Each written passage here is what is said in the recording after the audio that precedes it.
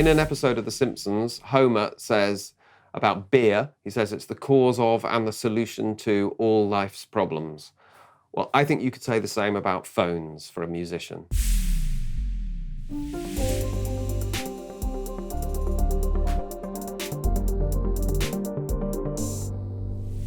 Here's the good part. If you've got a phone handy, you're just ready at any moment to just put down an idea and just sing something in. Yeah, ideas all the time, even on the tube. I remember we were on a boat somewhere and I was like, I'm too embarrassed to sing in front of everyone, so I went in the toilets and just sang quietly into my phone. You know, they can happen in the middle of the night. You can wake up. You've got to find, otherwise you'll lose it. You lose it. So yeah, phones are brilliant for that. That's when the technology is fantastic. Even if you're a terrible singer, singing ideas into a phone is a good idea. No matter how bad it sounds, it's useful. Mostly be singing out loud. I think I can work out melodies in my head, but I don't know whether they're good or not until I've sung them out loud. Music is fundamentally not something we learn from writing things down. It's something we learn from singing things to each other and playing things to each other. What's the longest that you would sing in an idea into your phone? Maybe 7 minutes, but that would be That's 7. long. Well, no, but that's a combination of singing and then at the piano and just riffing on an idea. I think I've always written most of the stuff that I write from improv ideas and then become aware of or taught myself how to develop ideas and make sure that the technique is still there. And the other beauty of this this method of singing is that you're not limited by your own sort of skills. If you're inputting stuff onto a computer, that can be slow, so that's harder to be in real time. If you're not so good on the keyboard, then your ideas are going to be slowed down by how fast you can input things, whereas just making a noise into your phone doesn't require a massive amount of skill to do, so you can get them down really quickly and in real time.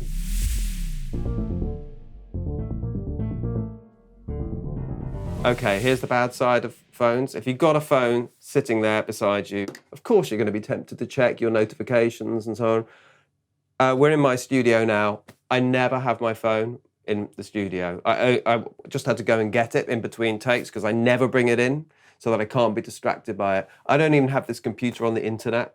And so many of the artists we spoke to had an opinion on this. And they're just humans like the rest of us. They also get tempted to just have a little look and see if they got a message. And just that tiny little thing, just your mum phoning to say, are you coming on Sunday for dinner? Just something like that can take you out of the space that you're in. Let's listen to what some of the artists that we interviewed had to say about how they deal with their phones. I think it's important to, once again, make space and headspace for completing something. I'm still getting better at doing it myself, but I think turning off your phone, even if it's just setting a timer for 2 hours, okay, my phone's going to go off so I don't get distracted and start doing admin or replying on Twitter or whatever. Doing that to make it easier for yourself so that you don't become stressed, because often writing a piece can become something stressful if you haven't left enough time for yourself. Just making sure you have a comfortable space to sit in and do it. And that sometimes includes taking a break from Facebook or whatever. It's an ongoing challenge. Obviously, the social media stuff, they're designed to keep us on them. And I think it makes a real conscious choice and decision to say, okay, this is taking, look at the ratio. How much time am I spending looking at a screen and doing social stuff, and how many hours am I actually putting into creating music? And sure, we need to be staying in touch and all that, but you need to block out time that's purely for creating music and that you're not distracted, because it's so easy. And I still face this challenge now. What's the longest that you would go without looking at your phone when you're working? What's a long period of time for you? I don't know. I mean, I guess because if you're on a deadline, yeah, you're just go, go, go, go. So, I mean, a few hours. It's really scary. What's the longest that you would have your phone actually turned off? Would you actually do like a a 6-hour session where you say, I'm not going to go. I can't Can't do, do I it can't for do 6 that. hours. No, I'm trying. 2 hours would be the max. I reckon 2 hours at a time, but that's mainly because where I am, I'm also doing a lot of admin and emails and phone calls, so I get a bit all over the place with that. But I think what I'm learning is the best thing is to allocate time blocks for what I'm doing, so that I can relax for a bit of a moment and just focus on one thing. Especially for what they call digital natives, which are generations below me, who don't know a society without this constant hyper communication, hyper visibility, hyper surveillance also. They don't know a society without that. So for them, it's even harder to imagine often this cutting off of that connection. I turn off all my notifications, so I don't have any beeps, I don't have any visual pop-ups, because that, I just had to get rid of that.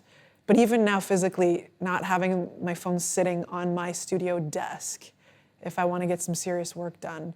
And I've just recently talked to some other composers, and they find like getting up really early, getting up at like 5:30 and getting into the studio first thing, 6 a.m. onwards, there's like a period of like no distractions where you can get work done. In the morning, for example, I think, right, I've got to do these emails, get them out the way so I can be creative.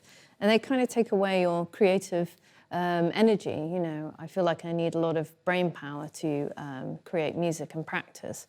So I try and do a little bit of that and then do the creative stuff in the morning. Doesn't always work, but... Switch the off. I really believe in that. The phone is like, switch it off, put it on airplane mode. Do not take in any emails. You know social media.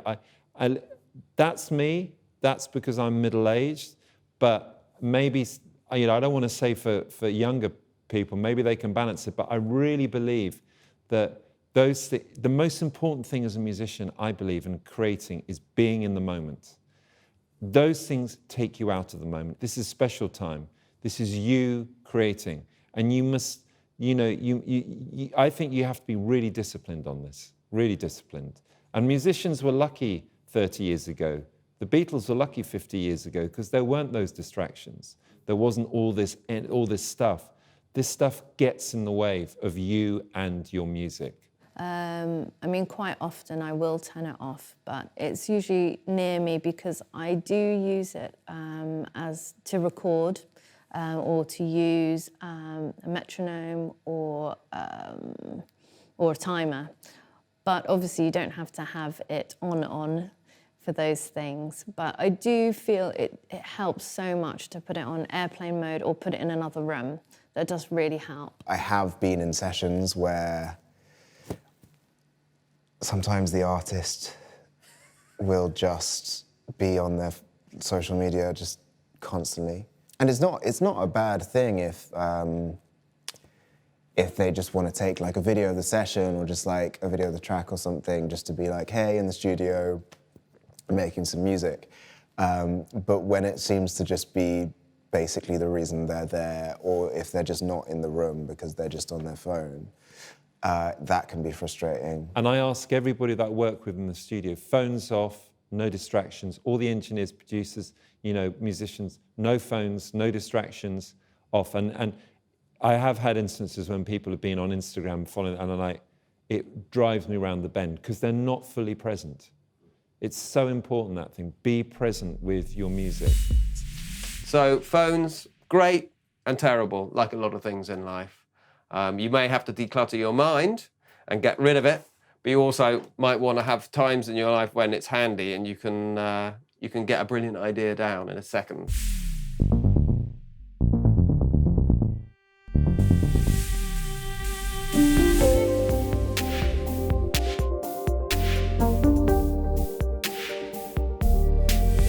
Mm-hmm.